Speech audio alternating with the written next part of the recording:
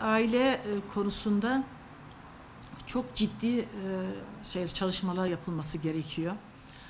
Biz yapılan çalışmalarda Çalıştaylara katılıyoruz. Ekim ve Nesil Derneği olarak önerilerimizi de sunduk. Belli başlı bizim önerilerimiz ailenin önemli bir müessese olarak ele alınması,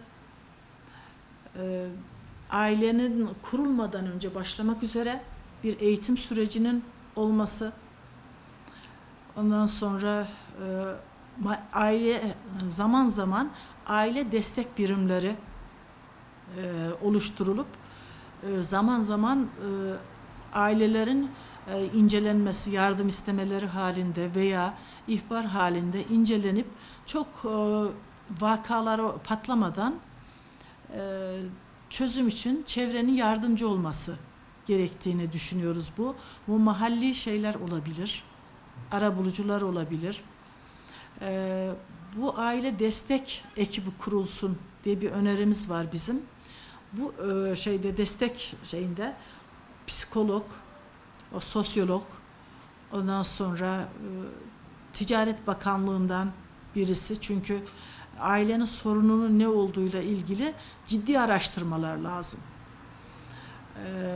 Sebebi mesela aile sorunlarında sebeplere inilmesi lazım. Yani motomot şu davranışa şu ceza, şu bu tedbirden ziyade sebeplere inilerek ciddi çözüm üretilmesi lazım.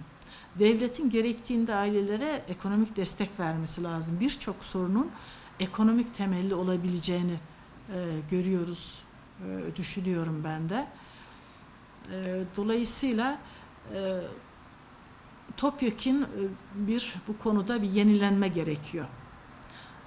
Aile mevcut haliyle bırakılamaz. İyileştirilmesi lazım. İyileştirilmesi için de toplum kesimlerinin bu konuyu masaya yatırıp iyi niyetle katkı sunmaları lazım.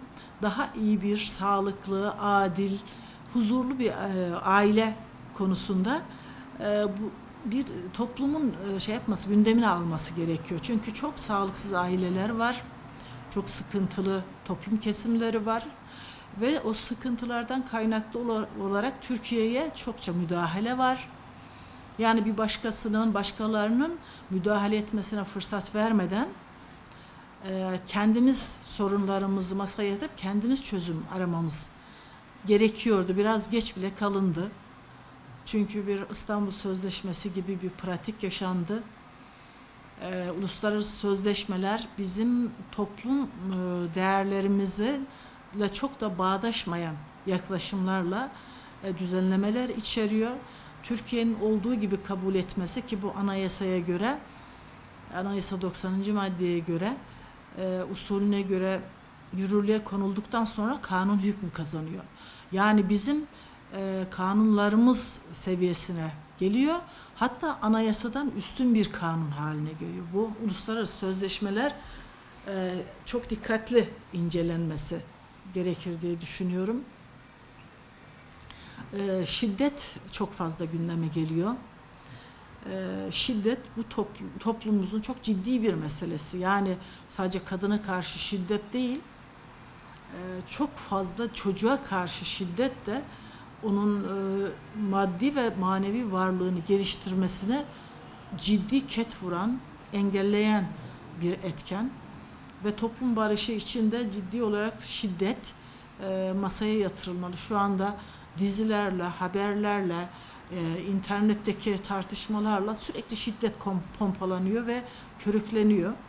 Ondan sonra da